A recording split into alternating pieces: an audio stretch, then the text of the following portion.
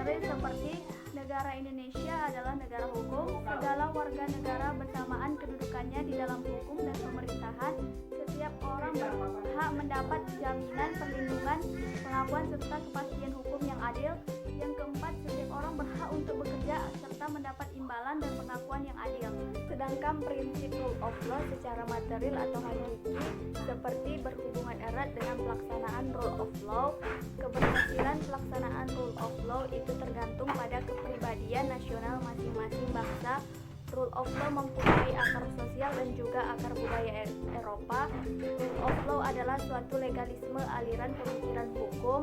Rule of law adalah legalisme liberal. Yang ketiga, strategi rule of law. Seperti keberhasilan pelaksanaan rule of law harus didasarkan pada corak masyarakat hukum yang bersangkutan. Rule of law merupakan institusi sosial harus didasarkan pada akar budaya yang tumbuh dan berkembang pada bangsa. Rule of law sebagai suatu legalisme yang memuat wawasan sosial, gagasan tentang hubungan antar manusia, masyarakat dan negara harus dapat ditegakkan secara adil dan hanya memihak kepada keadilan.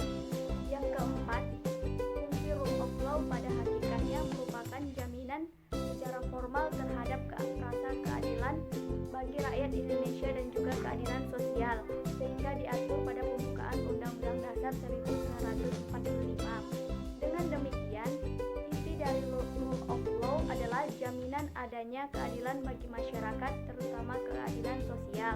Yang kelima, dinamika pelaksanaan rule of law.